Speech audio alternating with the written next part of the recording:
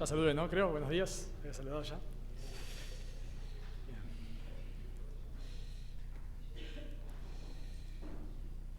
Pensaba en la canción. Quizás a veces cantamos, bueno, porque conocemos las letras, pero me encantan dos frases de que cantamos. Ven a ver el gran misterio. No sé si lo encuentra, pero dice, ven a ver el gran misterio, el Creador en una cruz. ¿Cómo es eso? El Creador del universo. El que en una cruz. ¿Cómo es eso? Impresionante. Una frase también que dice la canción, hombre y Dios, se puede pensar, hombre y Dios es a la vez. ¿Cómo es eso? Por eso algunos negaron la deidad de Cristo y otros la humanidad, porque no entendemos. ¿Cómo es que Él es 100% Dios y 100% hombre? ¿Cómo es que Dios no puede morir, pero el Creador muere en una cruz? Bueno, las personas que han tratado de explicar esto de manera lógica han caído en la herejía, porque no lo podemos explicar. Qué precioso. Bueno, hermanos, oramos y pasamos al estudio de las Escrituras. Oramos. Señor, qué increíble que tú hayas querido salvar pecadores, Señor. Qué increíble, Señor, que tú hayas enviado a tu Hijo, que tu Hijo haya dejado la gloria que tenía contigo antes de que el mundo fuese, para venir a morir por viles pecadores, por aquellos que, como leíamos, te aborrecíamos, que cambiamos tu gloria, Señor, por imágenes. Gracias, Padre, gracias por enviar a tu Hijo, gracias por salvarnos. Por favor, ayúdanos a maravillarnos cada día con esta verdad. Y queremos rogarte también ahora, como cantábamos, edifícanos, Dios. Por favor, edifícanos con tu palabra. Quebrántanos, Señor, por favor, te necesitamos. Necesitamos oír tu voz, solamente tu voz. Señor, ayúdanos ahora a comprender tu palabra y someternos, por favor, Dios. Por favor, te lo pedimos en el precioso nombre de nuestro Salvador Jesucristo. Amén. Bien, les invito a leer sus Biblias, por favor, en 1 Tesalonicenses. Continuamos con nuestro estudio de Tesalonicenses. 1 Tesalonicenses, capítulo 3. 1 Tesalonicenses, capítulo 3, versículos 1 al 5. 1 Tesalonicenses, capítulo 3, versículos 1 al 5. Leo de la versión Reina Valera, dice la palabra de Dios. Por lo cual, no pudiendo soportarlo más, acordamos quedarnos solos en Atenas. Y enviamos a Timoteo, nuestro hermano, servidor de Dios y colaborador nuestro en el Evangelio de Cristo, para confirmaros y exhortaros respecto a vuestra fe, a fin de que nadie se inquiete por estas tribulaciones, porque vosotros mismos sabéis que para esto estamos puestos, porque también estando con vosotros os predecíamos que íbamos a pasar tribulaciones, como ha acontecido y sabéis, por lo cual también yo, no pudiendo soportar más, envié a Timoteo para informarme de vuestra fe, no sea que os hubiese tentado el tentador y que nuestro trabajo resultase en vano. Una de las tendencias que a mí particularmente me preocupa bastante, es el tema de, ya lo he dicho en algunas ocasiones, de que los cultos, las reuniones de los domingos, los cultos dominicales como iglesia, se transformen en espectáculos, en shows. Hace poco estábamos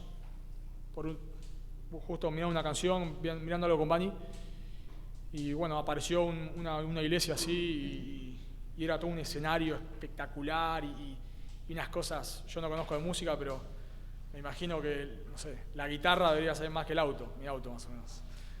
una cosa descomunal. Claro, hablábamos y decíamos, claro, lleno de gente, repleto. Y decíamos, claro, obvio, porque si eso fuese un rockstar, el que está tocando ahí, una celebridad, digamos, la gente pagaría muchísima plata para ir a un concierto. Pero ahí es gratis.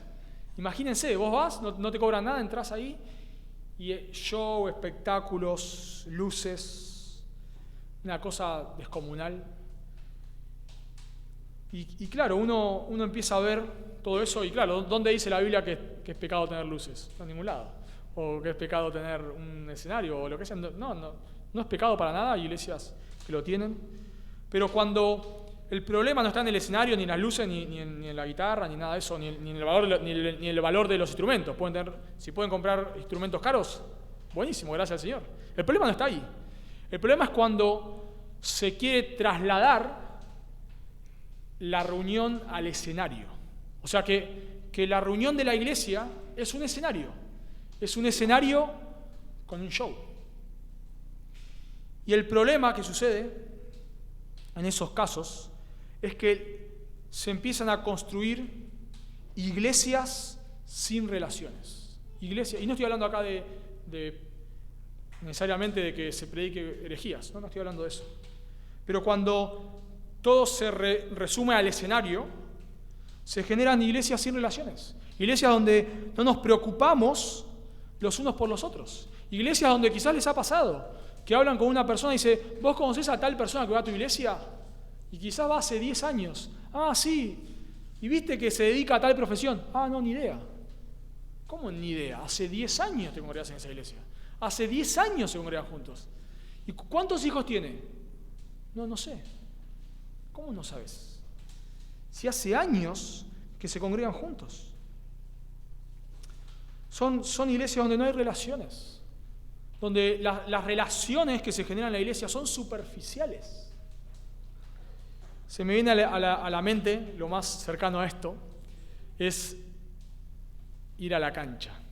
Por muchos años fui a la cancha, mucho tiempo, local, visitante. Y claro, vos cuando vas a la cancha tienes una particularidad. Es que por lo general, cuando vas muy seguido a la cancha, vas siempre al mismo lugar. Casi siempre pasa eso. O sea, vas probando hasta que decís, bueno, este lugar me gustó. Y no solamente lo haces vos, lo hacen todas las personas que van a la cancha con vos. O otros. Entonces, claro, ¿qué pasa? Vos vas a la cancha todos los domingos, y más si empezás a ir de visitante, y empezás a ver a la misma gente, porque hay muchos que van todos los domingos a la cancha. Entonces, claro, con el tiempo, pasan los años, vos vas a la cancha, y quizás tenés alguna relación superficial, lo ves en la cancha, ¿cómo andás fulano? Sí, lo saludás, quizás en el entretiempo comentás algo del partido, pero todo es superficial. Claro, no te importa la persona, quizás ni sabes de su familia, no sabes nada, es algo superficial. ¿Por qué? Porque van a ver el mismo espectáculo. Bueno, eso es lo que sucede en una iglesia donde todo se concentra en el escenario. No hay relaciones profundas. La característica de estas iglesias es que termina el culto y todos huyen. Ya está, se terminó. No hay nada más que hacer. Se terminó el show. Se terminó acá, se bajaron del escenario, apagaron las luces, se terminó el show. Vámonos rápido. Ya no hay nada más que hacer. Iglesias sin relaciones profundas. Iglesias donde no hay preocupación. Iglesias con conversaciones superficiales. Por eso lo que me gustaría que podamos ver en este texto es que los creyentes debemos tener un corazón que se preocupa por el bienestar de nuestros hermanos. Repito, los creyentes debemos tener un corazón que se preocupa por el bienestar de nuestros hermanos. Y vamos a ver en este texto tres actitudes que mostrarán si vos tenés un corazón que se preocupa por los hermanos.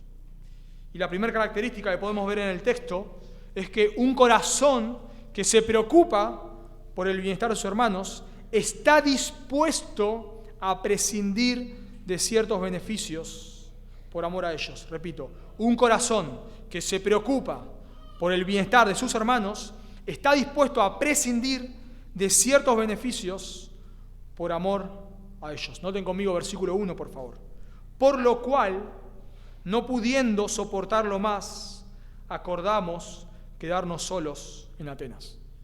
Por lo cual es una conjunción que nos muestra que Pablo sigue hablando del mismo tema que comenzó en capítulo 2, versículo 17, donde Pablo muestra, a través de todo este capítulo, muestra el amor que tenía por ellos, y Pablo le está mostrando a ellos que él no los había abandonado, que ellos no se habían ido porque no les importaban los tesalonicenses. Habíamos visto en capítulo 2, versículo 17, que Pablo dice ahí, separados. La palabra separados ahí era ser hechos huérfanos. Fuimos arrancados de ustedes. No es que no fuimos porque quisimos, nos obligaron a irnos.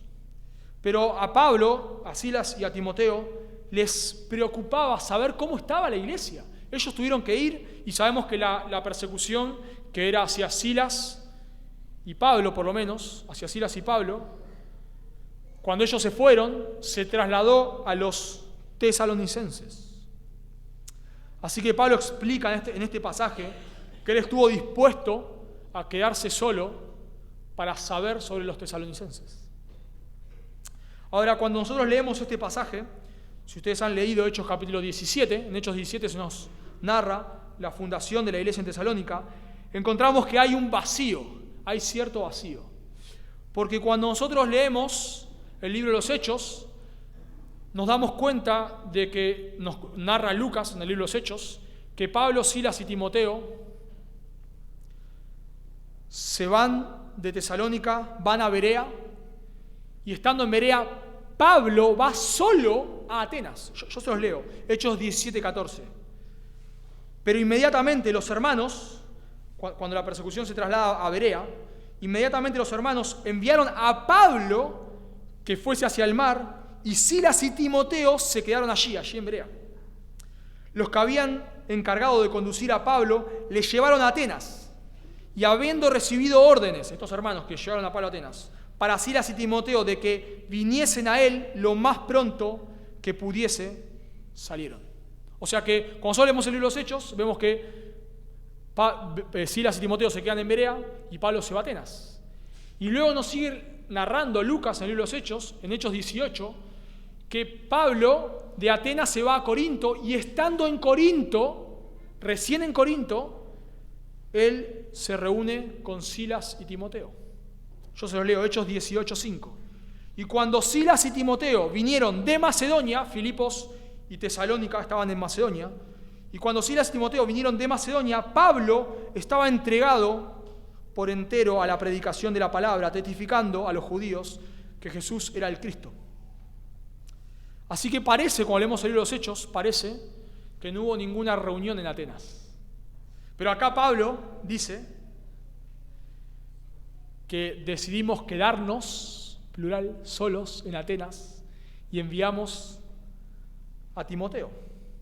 Bueno, eso sucede no porque haya una contradicción, sino porque el libro de los Hechos no pretende narrarnos cada detalle, no ese es el objetivo. El libro de los Hechos no pretende narrarnos absolutamente todos los viajes misioneros, sino tiene un propósito el libro de los Hechos. Y Lucas muchas veces en la narración omite cosas, porque no es el punto contarlo. Es como cuando a veces le estás contando a alguien y otra persona, no sé, se suma a la conversación y dice, pero no le contaste esto. No se lo conté porque no venía al caso, no importa, en este momento no era necesario. Bueno, eso pasa con Lucas en el libro de los Hechos. Por ejemplo, Lucas nos dice en el libro de los Hechos que los misioneros tuvieron 3 días de reposo en Tesalónica, 3 días de reposo. Pero se calcula que estuvieron unos 3 meses en realidad. ¿Por qué? Porque bueno, Pablo dice que trabajando de noche y de día, demostramos, exhortamos. Bueno, en 3 semanas no podés hacer eso. Bueno, Lucas probablemente se enfocó en la obra de los misioneros en la sinagoga, pero ellos tuvieron más tiempo. Así que no encontramos una contradicción.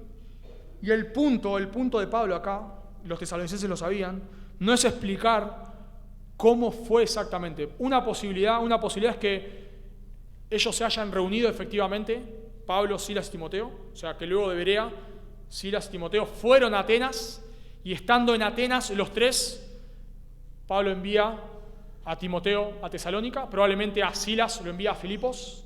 Esa es una posibilidad. Otra posibilidad es que cuando Pablo dice, decidimos quedarnos solos en Atenas, lo decidieron en Berea, y él por eso se fue a Atenas. Otra posibilidad, algunos comentaristas suponen que usa un plural epistolar, o sea, un plural epistolar, o sea que a veces nosotros decimos, predicamos, bueno, en realidad lo predicó uno solo, no lo predicamos todos, pero lo usamos, a veces lo usamos eso. No sabemos, puede ser, pero el punto de Pablo acá, el punto de Pablo es subrayar esta frase. Noten en el versículo 1. No pudiendo soportarlo más.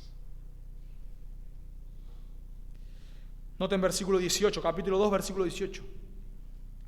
Por lo cual quisimos ir a vosotros, yo Pablo, ciertamente una y otra vez, pero Satanás nos estorbó. Por lo cual, si seguimos en capítulo 3, no pudiendo soportarlo más. El punto de Pablo acá es que ya no aguanto. Yo necesito saber cómo están los tesalonicenses. Sabemos que si hay algo que cargaba el corazón de Pablo, era la preocupación por las iglesias. Él dice en 2 Corintios 11:28, luego de narrar que fue azotado, apedreado, naufragio, hambre, desnudez, etc. O sea, cosas que decís terribles. Él dice en capítulo 2, 2 Corintios 11:28, y además de otras cosas, lo que sobre a mí se agolpa cada día, la preocupación por las iglesias. ¿Se dan cuenta? Hay algo que cargaba el corazón de Pablo, hay algo que le preocupaba. A Pablo no le preocupaba saber si a fin de año la empresa le iba a pagar el bono. A Pablo no le preocupaba si se iba a poder ir de vacaciones, si iba a poder cambiar el auto. No, hay algo que carga el corazón de Pablo, que no lo deja dormir. Pensá en qué cosas no te dejan dormir. Pensá en qué cosas te quitan el sueño. ¿Qué es lo que te preocupa? Bueno, acá Pablo nos abre su corazón. Pensamos que Pablo era Superman, no era Superman. Y acá vemos a un apóstol que no aguanta. Una frase paralela a esto, no es la misma frase porque está escrito en hebreo, pero paralelo podemos decir, se encuentra en Jeremías 29.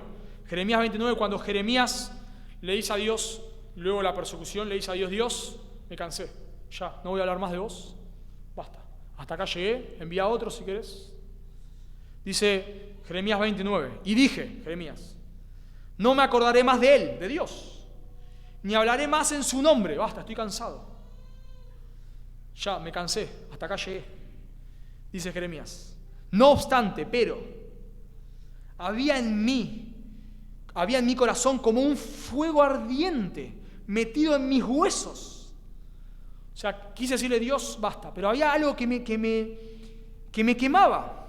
Y dice Jeremías, traté de resistirlo. O sea, no me vas a ganar, Dios. Igual no voy a hablar de vos. Y no pude. Bueno, eso es lo que Pablo está diciendo. No aguanté. Traté. Quise ir a ustedes, traté una y otra manera, estando en Atenas, quizás yo, Pablo, una y otra vez quise ir, no pude. Pero no aguanté más. Esto totalmente contrario a lo que les acabo de decir. Esto totalmente contrario a una iglesia sin relaciones. Hace poco no me acuerdo quién me decía que, bueno, yo lo he visto eso, lo he visto no presencialmente, gracias al Señor, pero he sabido que sucede. Iglesias donde tiene una puerta, como yo te hice una puerta acá atrás, donde me voy a mi casa, termino de predicar acá, o sea, subo acá sin que nadie me vea, aparezco por ahí sin que nadie me vea, y termino acá y voy y me voy a mi casa, ¿no? ¿Y qué pasa eso? Tristemente en las iglesias. El pastor no conoce a nadie conoce al pastor, nada, ni a ningún líder, son estrellas de Hollywood, ¿eh? Así actúan las estrellas de Hollywood. Pero noten qué contrario a lo que dice este texto.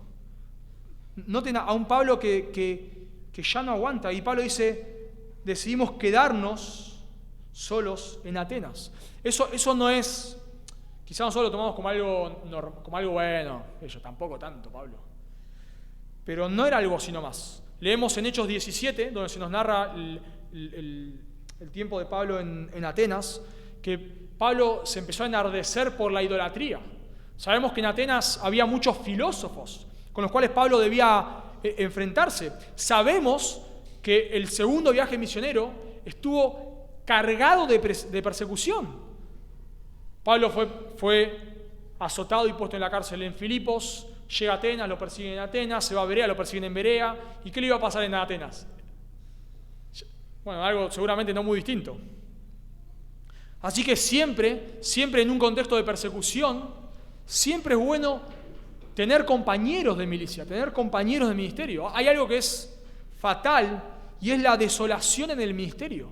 Nosotros a veces pensamos que Pablo era un llanero solitario, que Pablo iba por ahí solo, no le importaba nada. No es así. Cuando nosotros leemos las cartas de Pablo, siempre está rodeado de personas. Roberto Carlos parecía Pablo. Siempre, ¿no? 1 millón de amigos tenía. Siempre te saluda, me saluda, saludá, andá, llevá. Rodeado de personas todo el tiempo. Porque la desolación en el ministerio no es linda. Incluso cuando el Señor Jesús manda a predicar, ¿qué manda? De 2 en 2. De 2 en 2. Claro que sí. Incluso cuando en Hechos 15 Pablo tiene un altercado con Bernabé, porque Bernabé quiere llevar a Marcos y Pablo no quiere, Pablo no le dice, bueno, ustedes vayan por donde quieran, yo me voy solo. No hace eso. ¿A quién toma? A Silas. Y un poquito más adelante, ¿a quién toma? A Timoteo. Algunos de ustedes han estado en sus casas sin poder congregarse, no en el tiempo de la pandemia, en otros momentos, porque no tenían iglesia, y es horrible. Llega el domingo, estás en tu casa, sin poder estar con hermanos, sin poder compartir la comunión, es horrible, horrible. Bueno, esa es la carga que Pablo sentía. Si Pablo enviaba a Silas y a Timoteo, se quedaba solo, totalmente solo. Pero a Pablo le preocupa algo, y le preocupa a los tesalonicenses. Así que Pablo está dispuesto a hacer un sacrificio. Está bien, si me tengo que quedar solo, vaya. Me importa más saber cómo están los tesalonicenses que mi propia comodidad. Así que envía a Timoteo a Tesalónica. Pero cuando leo el pasaje, hay algo que me llama la atención, quizás ustedes también, y es que cuando uno lee así a primera vista, parece que Pablo está hasta afanado. ¿No les da esa impresión? Pablo escribe en Filipenses capítulo 4, varios años después, quizás 12 años después. Por nada estéis afanosos, pero acá parece que Pablo está afanado. Bueno, no está afanado de manera pecaminosa. O sea, lo que le preocupa a Pablo acá, no es porque Pablo no confía en Dios. Muchas veces nosotros nos afanamos y detrás de esa confianza es falta de confianza en Dios. Por eso, por ejemplo, nos dice 1 de Pedro, capítulo 5, versículo 6, que debemos echar todas nuestras cargas sobre Él y descansar en Él. Bueno, la preocupación de Pablo no tenía que ver con falta de confianza, de ninguna manera. La preocupación de Pablo no tenía que ver con negligencia. A veces nosotros estamos afanados por nuestra negligencia. Quizá alguien dice, me quedé sin trabajo, estoy preocupado. ¿Y por qué te quedas sin trabajo? Y porque fui un vago, no hice lo que tenía que hacer y me echaron. Bueno, ese afán en un sentido viene de nuestra negligencia. A veces el afán viene por empezar a imaginar cosas que ni pasaron, ni van a pasar, pero uno se hace la cabeza. Bueno, la preocupación de Pablo no tiene nada que ver con esto, nada que ver con esto. Sino la preocupación de Pablo acá es una preocupación que procede de un amor genuino. Para dar una ilustración, imagínate que tu hijo, es la noche, son las 2 de la mañana, y está volando de fiebre, no se la podés bajar. Vos dirías, yo confío en Dios, así que me voy a dormir. ¿Dirías eso? No, sería negligencia de tu parte si harías eso. No dirías, bueno, Señor, vos sos soberano, yo me voy a dormir. No. Harías lo que tenés que hacer. Agarrarías, no sé, lo cargarías al auto, llamarías a un hermano que te pase a buscar, que te lleve al hospital, llamarías a una ambulancia. Harías lo que te corresponde, confiando en que, bueno, Ni vos ni los médicos en última instancia pueden hacer algo, solo Dios. Pero harías lo que tenés que hacer. Bueno, eso es lo que Pablo está haciendo acá. Pablo tiene una preocupación genuina por los hermanos, al punto de que él hace lo que tiene que hacer. Y está dispuesto a hacer el sacrificio que sea por sus hermanos. Y esto quizás parece obvio, es obvio, pero no es tan obvio, porque Pablo dice en Filipenses capítulo 2, versículo 1, que él enviaba a Timoteo, a Filipos en ese momento, muchos años después. Pero él dice que lo envía a él, dice, porque a nadie tengo del mismo sentir que en tan sinceramente se preocupe por nosotros, porque todos buscan lo suyo propio. O sea, Pablo mira, bueno, ¿a quién envío? ¿A quién mando? ¿Quién haría el sacrificio de en ese tiempo viajar, con todo lo que los viajes significaban, para ir a ver una iglesia, a llevar una carta? ¿Quién haría eso? ¿Quién? Pablo miraba alrededor. No hay. Todos están muy cómodos. Todos buscan lo suyo propio. Pero acá vemos a un apóstol que no busca lo suyo propio. Acá vemos un apóstol que no está enfocado en sí mismo, sino está enfocado en otros. Al punto de que si esto es perjudicial para mí, pero beneficioso para ustedes, yo lo hago. En Filipenses, capítulo 1, versículo 1, un texto tan conocido, Pablo dice, para mí es mejor estar con Cristo. Mucho mejor. Imagínense, Pablo ya había hecho gran parte de su ministerio. Él prefería, en vez de estar en la cárcel, estar con el Señor. Ya está, Señor, llévame a tu presencia. Pero Pablo dice, pero yo sé que para ustedes es mejor que me quede. Yo lo sé. Y aunque prefiero estar con el Señor, también estoy dispuesto a quedarme. Yo sé que me voy a quedar. Porque es mejor para ustedes. Porque no estoy mirando mi comodidad, sino la de ustedes. Y esa es la característica de una persona que no está centrada en sí misma. Y piensen por un momento, ¿por qué la gente cambia de iglesia?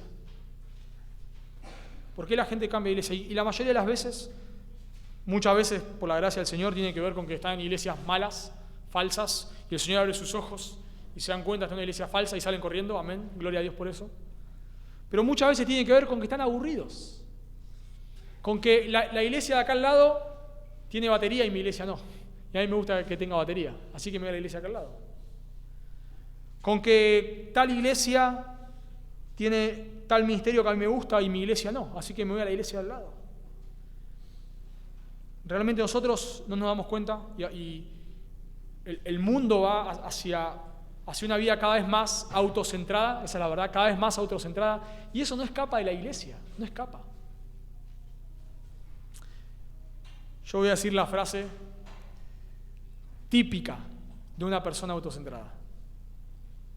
Esta es la frase que lleva un letrero, que dice, vida autocentrada. A mí nadie me visita.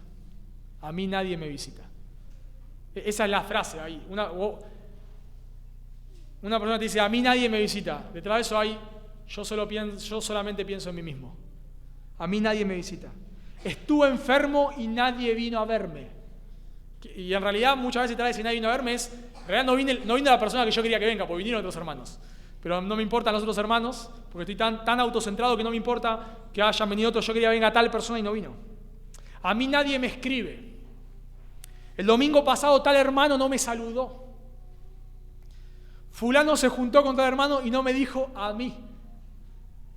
Bueno, hermano, eso no es extraña esta frase, no la han escuchado, me imagino. Cientos de veces la han escuchado. Bueno, detrás de eso hay una vida autocentrada.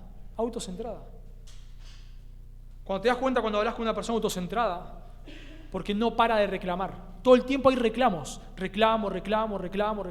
Viene a la iglesia y reclama, se queja de que la salamandra calienta mucho, calienta poco, de que el audio está muy fuerte, está muy bajo, de que hace mucho frío, hace mucho calor, de que cantamos de pie, que cantamos sentados. Queja, todo el tiempo queja. Porque está autocentrada. Y casi siempre la característica de una persona autocentrada es una persona amargada. Porque la Biblia dice, más bienaventurado es dar que recibir. Más bienaventurado. ¿Qué es la palabra bienaventurado? feliz, dichoso. Más bienaventurados, más felices dar que recibir. Pero estas personas no tienen gozo, porque todo el tiempo quieren recibir. Todo el tiempo quieren recibir. Todo el tiempo piensan en sí mismas. No es lo que Pablo hacía. No es lo que Pablo hacía. ¿Te das cuenta cuando en la iglesia hay personas autocentradas? Porque todo el tiempo quieren hablar de sí. Todo el tiempo quieren hablar de ellas mismas. Toda la conversación ronda en base a ellos. Claro, a veces nos pasa, estamos quizás con algún problema y bueno, le contamos a la persona que estamos con un problema y quizás hay conversaciones donde se tratan de nosotros porque bueno, quizás tenemos alguna carga. No me refiero a eso, sino que todo se trata de vos, todo el tiempo, constantemente. Todas las charlas giran alrededor tuyo. Nunca hay un... ¿Y vos cómo estás, hermano? No. Siempre soy yo. Aún pensamos en los matrimonios. Cuando en un matrimonio hay un cónyuge, y ni hablar los dos, pero vamos a ser más piadosos, uno solo, que está autocentrado, es una tortura. Es una tortura. Porque ese cónyuge está todo el tiempo mirando lo que el cónyuge no hace por él o por ella. Todo el tiempo. Y todo tiene que ver con uno. Entonces, todo el tiempo hay peleas, porque todo tiene que ver con lo que vos no haces por mí. Eso hacen las personas autocentradas. Todo el tiempo piensan en sí mismos, hablan de sí mismos. Hace poco, cuando estuvo Juan Manuel acá dando el taller de Living Waters, después predicó, iba a venir a comer a casa, justo tenía familiares, no podía, así que fue a comer a lo de Santi. Y yo le pregunté a Santi, al otro día, ¿cómo te fue? ¿Cómo te fue con Juan Manuel? No, bien, me dice, me fue bien, pero me quedé con un sabor amargo. ¿Qué pasó? Me leo. Dice, ¿sabes que vinieron a comer? Estaba riendo la cena, y ellos me empezaron a preguntar por nosotros, me dice Santi. Por nuestro matrimonio, cómo nos conocimos. Bueno, empezamos a hablar, me dice, y cuando le iba a preguntar por ellos se fueron. Dice, siento que hablamos todo el tiempo de nosotros. Me dice, no pude nada, no le pude preguntar nada. Bueno, claro, eso es porque no está centrado en sí mismo. No está centrado en sí mismo. Pero a la persona centrada en sí misma le encanta hablar de sí mismo. Todo se trata de él, de sus problemas. Bueno, hermanos, acá vemos en el texto una persona cero autocentrada, totalmente centrada en otros. Así que vemos en primer lugar que un corazón que se preocupa por el bienestar de sus hermanos está dispuesto a prescindir de ciertos beneficios por amor a ellos. En segundo lugar, un corazón que se preocupa por el bienestar de sus hermanos los consuela y los anima. Un corazón que se preocupa por el bienestar de sus hermanos los consuela y los anima. Noten versículo 2, por favor. Y enviamos a Timoteo, nuestro hermano, servidor de Dios y colaborador nuestro en el Evangelio de Cristo. Bueno, Pablo acá dice que decide enviar a Timoteo. Y recordemos quién era Timoteo. Cuando nosotros pensamos en Timoteo, y sobre todo quizás probablemente nosotros no tenemos mucho de las fechas en las cuales se escribió cada carta, todo el tiempo pensamos en 2 de Timoteo o 1 de Timoteo. Pero si nos ponemos en contexto, 1 de Tesalonicenses es una de las primeras cartas de Pablo. Quizás Gálatas se escribió antes, o Santiago también, pero no es de Pablo. Pero Tesalónica es una de las primeras cartas, estamos hablando del año 50.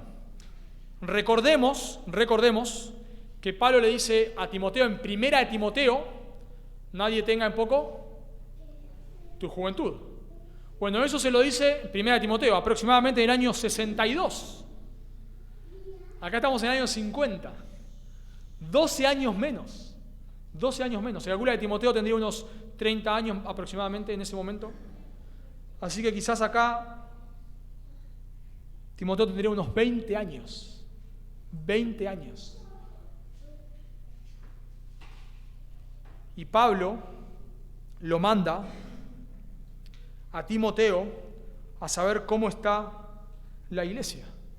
Y eso también es un sacrificio. ¿Por qué? Porque imagínense que Pablo está enviando a un joven de 20 años a un lugar con plena persecución. Y él viene a ser perseguido, y si lo agarran a Timoteo, y si lo matan a Timoteo. O sea, no solamente pierdo a los tesalonicenses, sino que pierdo también a Timoteo. ¿Se dan cuenta la tensión que hay acá? Hay una tensión. O sea, por un lado no quiero enviar a Timoteo, pero por otro lado quiero saber cómo están los tesalonicenses. Ahora la pregunta es, ¿por qué envía a Timoteo? ¿Por qué no lo envió a Silas? ¿Por qué a Timoteo? Bueno, no sabemos con exactitud, pero podría ser una posibilidad bastante contundente. Nosotros sabemos por el libro de los Hechos, que cuando está la persecución en Tesalónica, la persecución, por cómo Lucas narra ahí, parece que está sobre Silas y Pablo. Y sabemos, por el libro de los Hechos, lo podemos leer en Hechos, yo se los leo, para ser más claro, Hechos 17:8 dice: y alborotaron al pueblo y a las autoridades de la ciudad oyendo estas cosas, pero obtenida fianza de Jasón y de los demás, los soltaron. Inmediatamente los hermanos enviaron de noche a Pablo y a Silas hasta Berea. Ahora sabemos que ahí también estaba Timoteo. Bueno, algunos suponen que esta fianza que Jasón paga para que lo liberen tenía que ver con que los misioneros no puedan volver, con que Pablo y Silas no puedan volver a entrar a Tesalónica. Esto tenía que ver con esta fianza. Entonces, ¿qué opción le quedaba? Timoteo. ¿Se dan cuenta cómo Pablo está entre la espada y la pared? ¿Qué hago? Yo no puedo ir, Silas no puedo ir, no nos van a dejar entrar. ¿Y qué hace? Y tenemos a Timoteo, pero tiene 20 años Timoteo. ¿Y si le pasa algo? ¿Y si le pasa lo mismo que a nosotros en Filipos? ¿Qué hacemos? Bueno, está bien Timoteo, ya no aguanto más, andá, está bien, andá. Lo envía a Timoteo. Y Pablo aclara quién es Timoteo, dice: servidor de Dios y colaborador nuestro en el Evangelio de Cristo. Si tienen la Biblia de las Américas, no dice colaborador nuestro, dice colaborador de Dios. Bueno, probablemente sea quizás una traducción un poquito más fiel. Colaborador de Dios. El punto de Pablo acá, cuando Pablo describe a Timoteo de esta manera, es que él está enviando a un joven de 20 años. Imagínense los tesalonicenses, están esperando a Pablo y cae Timoteo. Pero Pablo dice: esta no es cualquier persona. O sea, nosotros diríamos: bueno, ¿a quién enviamos? Este no nos sirve mucho. Bueno, andá, hermano, vamos a orar por vos. Que el Señor te bendiga. No, Pablo dice: envía a Timoteo. ¿Y quién es Timoteo? Timoteo es un hombre fiel. Tiene 20 años Timoteo. 20 años. No tiene grandes títulos académicos, pero es un hombre fiel. No enviamos a cualquier hermano, les enviamos a uno de los nuestros, a uno de nuestros servidores, a un colaborador de Dios, uno que trabaja junto con Dios. ¿Y cuál era la misión de Timoteo? Dice el texto, noten: para confirmaros y exhortaros respecto a vuestra fe. Así que Pablo lo envía a Timoteo con el fin de confirmaros. La palabra ahí, confirmaros, tiene que ver con fortalecer, con sostener. Exhortar, similar, paralelo, tiene que ver con alentar. Son palabras similares. El punto es que Timoteo debía volver a Tesalónica y recordarle a los tesalonicenses lo que les esperaba. Ahora pensemos, quizás cometemos un error cuando leemos Tesalonicenses, y es que cuando Pablo está escribiendo esto, lo vamos a ver más adelante, Timoteo ya había vuelto. Y ya ahora Pablo sí tenía buenas noticias. Pero en ese momento no sabía lo que le podía pasar a Timoteo. Sabía por capítulo 1, sabía porque la fe de los tesalonicenses se divulgaba por todos lados. Sabía que su fe estaba dando fruto, pero en otro sentido no sabía qué tan fuerte era la persecución. Así que el objetivo de Timoteo no era ir a tomar mate con la gente, no era ser un buena onda, sino el objetivo de Timoteo era ir con la palabra de Dios, abrir las Escrituras y enseñarle lo que Pablo les había enseñado. Noten conmigo, a fin de que nadie se inquiete por estas tribulaciones, porque vosotros mismos sabéis que para esto estamos puestos. La palabra ahí, inquiete, tiene que ver con ser sacudido. O sea, Pablo lo envió a Timoteo para que Timoteo les recuerde a ellos lo que ya sabían, que el Evangelio trae persecución. Ellos ya lo sabían, pero Timoteo debía volver a Tesalónica y recordarles. Noten versículo 4 conmigo, por favor. Porque también, estando con vosotros, os predecíamos que íbamos a pasar tribulación como ha acontecido, y sabéis. Así que lo llamativo acá, y viendo, incluso no lo vamos a hacer para no desviarnos del mensaje, pero algo lindo que se puede ver acá es la progresión de Timoteo. Timoteo, antes de ser un pastor que va a enseñar por sí mismo, vamos a decir así, libremente, es un hombre que simplemente va a repetir las palabras de otro, de Pablo, ¿verdad? En este sentido. Así que la misión de Timoteo era ir y recordarle a los tesalonicenses lo que Pablo les había dicho, nada más. Y me encanta, hermanos, me encanta el énfasis, ya lo hemos dicho, porque se hace mucho en esta carta, muchísimo, el énfasis de que los tesalonicenses sabían de la persecución. ¿Por qué me encanta? ¿Por qué me encanta? Porque Pablo no les predicó un evangelio light.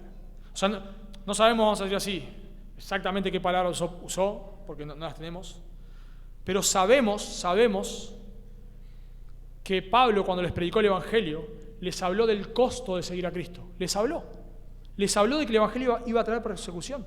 O sea, Pablo les dijo a ellos, a los tesalonicenses, que la salvación es por gracia, no es por obras, es por gracia. Pablo les habló, sabemos, de la muerte y resurrección de Cristo. ¿Por qué? Porque al final del capítulo 1 dice a Jesús, ¿quién le resucitó? Para resucitar, ¿qué tiene que pasar? Tenés que haber muerto, por supuesto, claro que sí. Así que Pablo les habló de la muerte y resurrección de Jesús. Les habló de que la única manera de ser salvos no es por obras, es arrepintiéndote de tus pecados y creyendo en Jesús. Les habló de que Jesús es Dios hecho hombre que vino a vivir la vida que no podemos. Les dijo eso. Que no podemos acercarnos a Dios por nuestras obras, no podemos. Pero hubo alguien quien bajó del cielo para cumplir esas obras que nosotros no podemos y morir en nuestro lugar, morir en lugar del pecado, recibir la ira.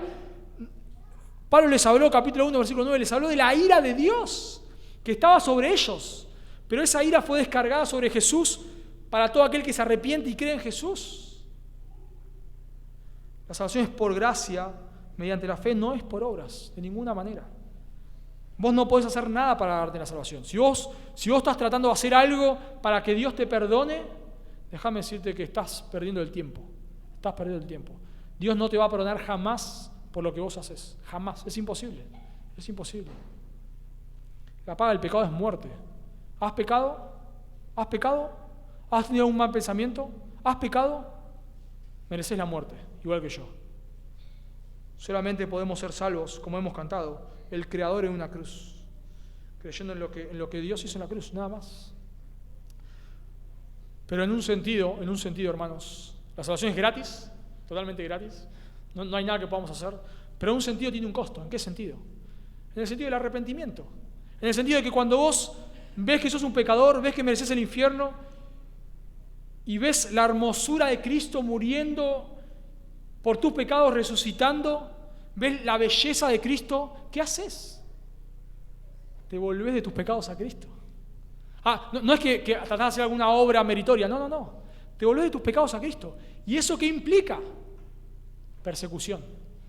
Porque Jesús dijo, si a mí me aborrecieron, a ustedes los van a aborrecer. Si no escuchan mi palabra, no van a escucharla a ustedes. Así que Pablo, no es que Pablo les predicó un evangelio light, haz esta oración y todo te va a ir bien. Haz esta oración y tu vida va a prosperar. Y ahora Timoteo tenía que ir a arreglar eso. No, ellos ya lo sabían. Pablo se los dijo, se los predicó. No era nada nuevo. Pero Timoteo debía ir a recordarles. ¿Por qué? Debía exhortarlos y animarlos. ¿Por qué? A fin de que nadie se inquiete. ¿Por qué? Porque las tribulaciones traen dudas, hermanos, a nuestra mente. Claro que sí. Quizás nos hemos preguntado alguna vez, siendo creyentes, por supuesto, habiendo confiado en Cristo, nos hemos preguntado, Dios, si me amás, ¿por qué permitís esto? Nos preguntamos. O quizás nos preguntamos a veces, ¿Dios realmente me amás? ¿Realmente? Dudamos del amor de Dios, aún siendo creyentes, por supuesto. Dudamos de la gracia de Dios, dudamos de la bondad de Dios. Las dudas nos invaden en momentos de prueba. en momentos de soledad. Y lo que Timoteo debía hacer es ir a recordarles lo que ya sabían. No era información nueva. Hermanos, a veces, en los momentos de prueba, a veces no necesitamos información nueva. Cuando estamos pasando momentos de prueba, a veces no necesitamos que alguien nos diga algo que, esto no lo sabía. A veces sí, claro. Pero muchas veces no. Muchas veces no. Muchas veces es que alguien nos recuerde lo que ya sabemos. La Biblia hace mucho énfasis en esto. Nosotros a veces pensamos que todo es información nueva. No todo es información nueva. Pablo le dice a los filipenses, en Filipenses 3:1, por lo demás, hermanos, gozaos en el Señor. A mí no me es molesto escribiros las mismas cosas. Escribiros las mismas cosas. Dice Pedro en su segunda carta de Pedro, capítulo 1, versículo 12. Por esto yo no dejaré de recordaros siempre estas cosas, aunque vosotros las sepáis y estéis confirmados en la verdad presente. Ya lo saben, pero necesitan escucharlo otra vez. Uno de los errores que podemos cometer, nosotros pensando en la consejería es muy complicada, es algo complejo la consejería, pero a veces tenemos que tener cuidado con pensar que solamente puedo aconsejar a alguien después de hacer un doctorado en consejería y haber leído todos los libros de consejería y ser un capo experto haciendo preguntas. No, es complejo la consejería, hay cosas complicadas, por supuesto, pero a veces en un sentido, hermanos, es compartir lo que la Biblia dice. Dios nos santifica por su palabra, Dios habla por su palabra, Dios nos santifica por su palabra. Y a veces la consejería tiene que ver, hermano, con que vos abras la Biblia y le digas, no, Dios no te dejó de amar. Dios no te dejó de amar. Pues mucho más, dice Romanos 5, mucho más, habiendo sido salvos, no pasaremos por la ira. Apocalipsis 21, llegará el día en el cual Dios se enjugará toda lágrima de los ojos y ya no habrá más muerte, ni maldición, ni dolor, porque las primeras cosas pasaron. No, hermano, Dios no te dejó de amar. Romanos 8, Dios te está formando a la imagen de su Hijo. Romanos 12, Hebreos 12, Dios al que ama, disciplina y azota a todo aquel que recibe por hijo. No, Dios no te dejó de amar. Pero ya lo sabemos. Pero necesitamos escucharlo. A veces nosotros pensamos que siempre todo se trata de tener información nueva. Eso le pasaba a los filósofos. No, a veces no es información nueva, hermanos. A veces solamente que alguien se nos acerque con la Biblia y nos diga algo que ya sabemos. Nosotros podemos decirle gracias, hermano, gracias. Con un hermano compartimos mucho la frase de Robert Murray McCheyne, un pastor escocés que murió a los 29 años, gran nombre de Dios. Y él murió joven y una de las cosas que se atribuye a su muerte joven es que él descuidó su salud. Y él tiene una frase que dice, Dios me dio un mensaje y un caballo y yo maté al caballo, hablando de su salud. Y este hermano cada tanto me dice, en ciertas charlas, Mati, no mates al caballo, me dice. Bueno, yo ya lo sé, pero me hace bien escucharlo, de verdad, no mates al caballo. Y necesitamos, hermanos, a veces recordar las mismas cosas. Eso es lo que Timoteo debía hacer. No debemos ser orgullosos. A veces te aconsejan con algo que vos ya sabes y en tu orgullo le decís, sí, yo ya lo sé eso, yo ya lo sé. No digas yo ya lo sé, escuchalo y decís, gracias, hermano, gracias por recordarme esto, gracias. Ayuda para que esto pueda ser carne en mi corazón, claro que sí. Una vez preguntaron al pastor MacArthur, ¿cómo hizo para estar tantos años, creo 50 años, más de 50 años está en el púlpito? En ese momento era un poco menos. ¿Cómo hizo? Y MacArthur dijo, siempre encuentro la manera de decir lo mismo con otras palabras. Porque de eso se trata. A veces no es, claro que aprendemos cosas nuevas, pero a veces es saber lo que ya sabemos. Y ese es el misterio de Timoteo. Debía ir a abrir las Escrituras y mostrarle, hermanos, recuerden, esto es lo que Pablo les enseñó. Recuerden, miren lo que la Biblia dice, miren lo que nuestro Señor Jesucristo enseñó. Recuerden, hermanos, manténganse firmes. Así que vemos 3 actitudes de un corazón que se preocupa por sus hermanos. La primera actitud es que un corazón que se preocupa por el bienestar de su hermano está dispuesto a prescindir de ciertos beneficios por amor a ellos, versículo 1.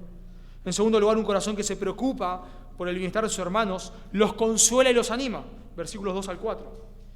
Y en tercer y último lugar, un corazón que se preocupa por el bienestar de sus hermanos, vela para que el enemigo no gane ventaja sobre ellos. Noten versículo 5, por favor. Por lo cual también yo, no pudiendo soportar más, envié para informarme de vuestra fe.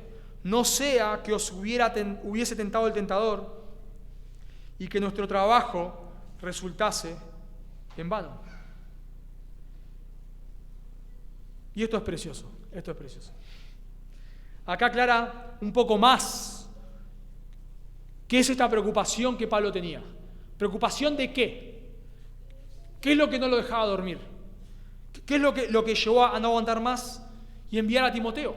¿Qué era? Que Satanás hubiese ganado ventaja sobre ellos. En otras palabras, hermanos, que ellos abandonen la fe. Que ellos abandonen la fe. Ahora, eso suena raro, suena muy raro, porque Pablo es un arduo defensor de la soberanía de Dios, claro que sí. Y Pablo es un arduo defensor de la seguridad de salvación. La salvación no se puede perder, no se puede perder.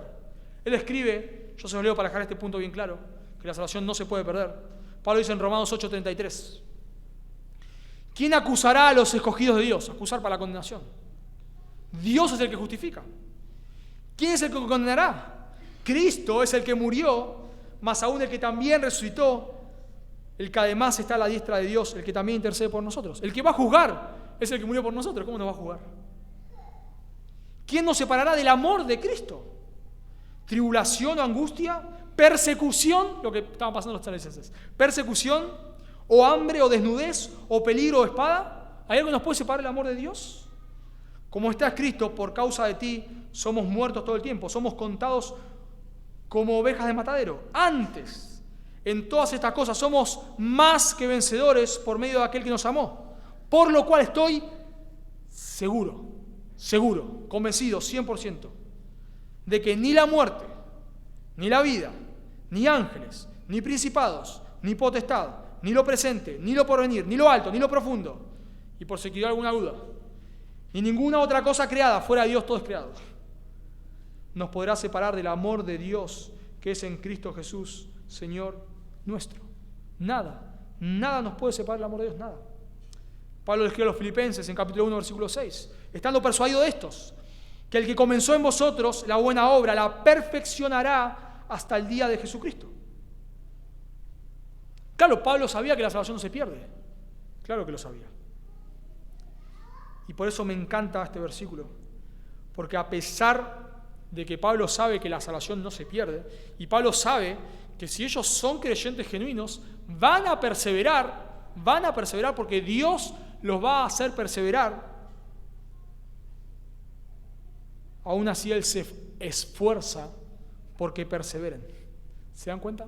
O sea, Pablo no dice en ningún momento, bueno, ya son salvos, listo, que Dios los ayude, ya está, si son salvos van a permanecer y si no, bueno, ya está. No. De la misma manera, hermanos, que esto lo aplicamos a la salvación. La Biblia habla de que Dios murió y vino a salvar a sus escogidos, a su pueblo. Que nos escogió, dice Efesios 1, desde antes de la fundación del mundo. Pablo dice que Jesús dice que los que el Padre le dio, no va a perder ninguno.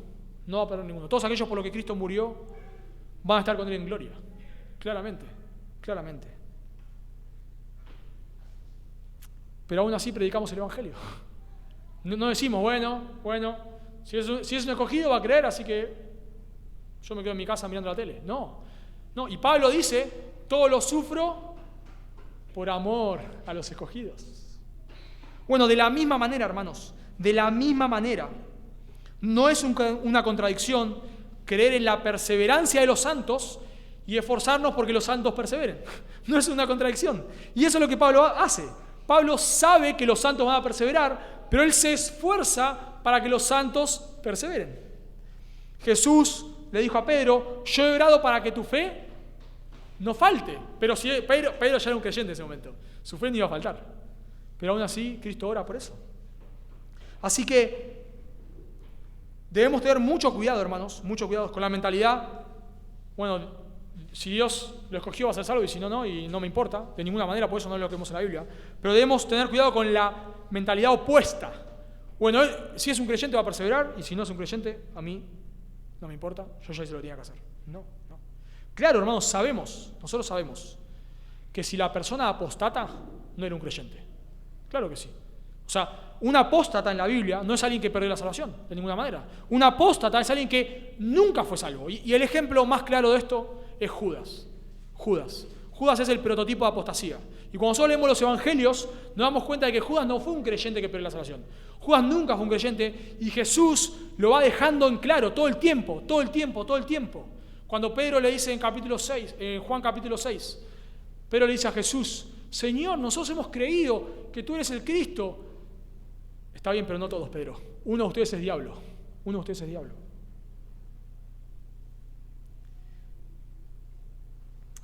El apóstata es alguien, no es alguien que perdió la salvación, es alguien que nunca fue un creyente.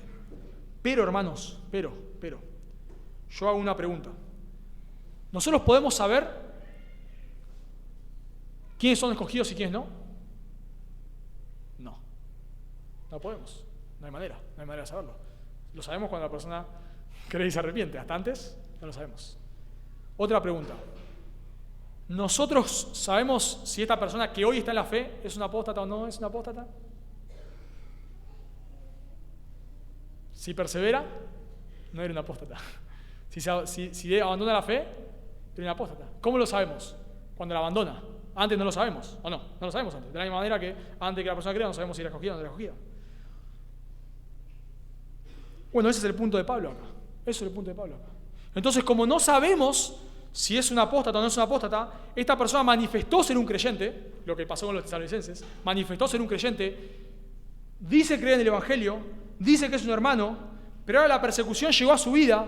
Nosotros hacemos todo lo posible para que esa persona no abandone la fe. Hacemos todo lo posible, hacemos todo lo que esté a nuestro alcance, y eso es lo que hace Pablo acá. Envía a Timoteo todo lo que esté a nuestro alcance, ¿para qué? El texto lo dice. No sea que el tentador los tentase y mi trabajo resultase en vano. ¿Qué quiere decir resultase en vano? Bueno, por contexto, porque en el capítulo 1 dice que su trabajo no fue en vano. Ser en vano es que no trae salvación. O sea, Pablo está diciendo: yo no quiero que Satanás los tiente y ustedes se aparten de la fe. Ahora, si son creyentes no se van a apartar, claro. Pero yo no lo sé. Entonces, ¿qué hago? Me esfuerzo todo lo posible. Y esa es la verdad que nosotros debemos tener. Cuando nosotros vemos una persona, un creyente, a una persona que, digamos, a nuestra vista es creyente, porque está en la iglesia, es un miembro de la iglesia, está con nosotros, a nuestra vista es un creyente, pero lo vemos tomando malas decisiones. Lo vemos que se está tomando decisiones que sabemos que lo va a apartar del Señor, lo sabemos, lo vemos, son decisiones malas. ¿Qué hacemos? Bueno, no decimos, bueno, tranqui, hermanos, tranqui. Si es un creyente va a volver. No hacemos eso, Para hablar como hablamos nosotros en Argentina, le metemos un tacle para que no se aparte. Nos los tiramos encima, le hacemos la montaña, lo arrastramos, todo lo posible. No viene más a la iglesia, vamos, lo visitamos, lo exhortamos, lloramos, oramos. Por favor, no abandones al Señor. Volvé, no te apartes. Y rogamos y clamamos. Bueno, sabemos que si es un creyente Dios lo va a orar. Pero nosotros no lo sabemos y hacemos todo lo que está a nuestro alcance. Eso es lo que Pablo hacía, hermanos.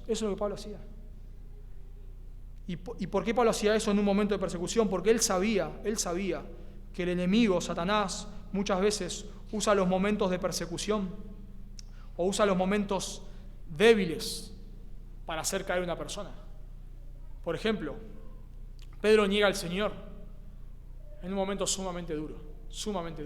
Piense por un momento, ellos venían a esperar un Mesías que iba a instalar su reino y ahora lo están crucificando. Wow.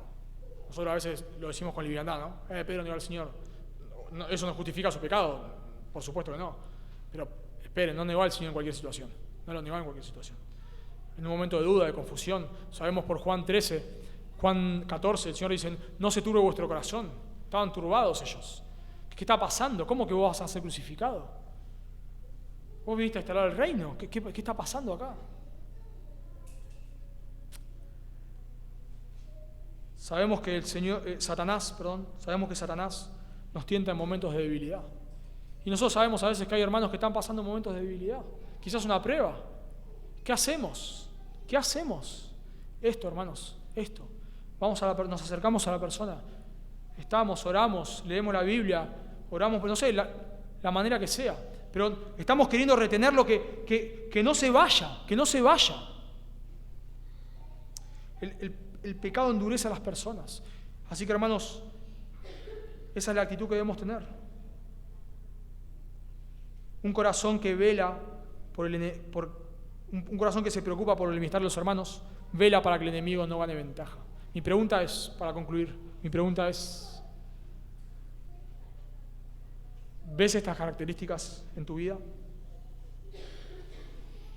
¿Estás dejando cosas por amor a tus hermanos para que crezcan a semejanza de Cristo?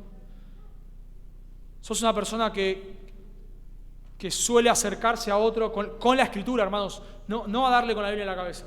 Con la Escritura, con amor, con ternura, a consolar. ¿Te preocupa cuando alguien no viene más a la iglesia? ¿Te preocupa cuando ves un hermano que está tomando malas decisiones? ¿Te preocupa? ¿Haces algo? ¿Haces algo o decís, bueno, Señor, vos sabrás? Bueno, hermanos, anhelamos que esta iglesia no sea una iglesia de show. No sea una iglesia donde todo se traslade al escenario, sino es una iglesia donde nos preocupemos genuinamente por otros. Y para terminar, si vos estás acá y no sos un creyente, ¿nos preocupa tu alma? Claro que sí. Claro, nos preocupa de que vos hoy mueras y saltes a la eternidad sin Dios. Te encuentres con Dios para que Él te diga, apartados de mí, nunca os conocí, hacedores de maldad. Nos preocupa. Si vos morís hoy sin Cristo, lo que te espera es el infierno. Eso dice la Biblia. Lo que te espera es la ira de Dios. Y no solamente vos podés morir hoy, sino como leímos, y precioso la lectura de Romanos 1, no era planificado así, pero precioso, porque vemos que Dios no solamente juzga mandando al infierno, lo cual sucederá cuando la persona muera. Dios puede traer un juicio presente a tu vida. ¿Cuál es ese juicio? Lo leímos en Romanos 1. Dios los entregó.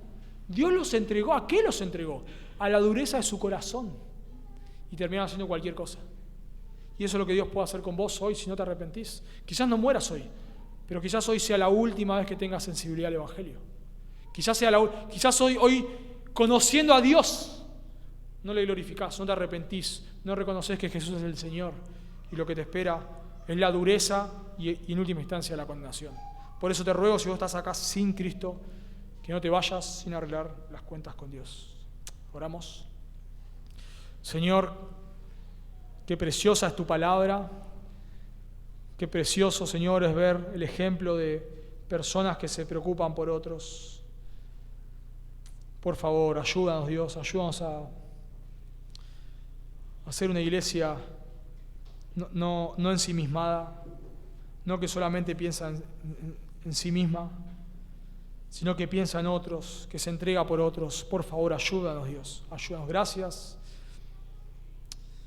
Señor, por el ejemplo de mis hermanos, por su entrega, por su amor por otros. Ayúdanos, Dios, por favor. Sabemos que igual que los tesalonicenses, no hemos llegado todavía a la meta. Sabemos que de ninguna manera podemos decir que ya amamos lo suficiente. No amamos lo suficiente. Necesitamos seguir creciendo. Ayúdanos, Dios, por favor. Ayúdanos a preocuparnos por otros. Y te ruego también, Señor, si acá en medio nuestro hay algún hermano, Señor, que se está viendo tentado, Señor, a apartarse de ti. Ayúdanos, Dios, por favor. Ayúdanos a exhortarlo, a animarlo, a consolarlo con tu palabra, a exhortarle, por favor. Ayúdanos a preocuparnos. Y te rogamos por último por aquellos que no te conocen, Dios. Sálvales, por favor, Dios. Haz que puedan ver la belleza de Cristo como nosotros la hemos visto. Te lo pedimos en el nombre de Jesús. Amén.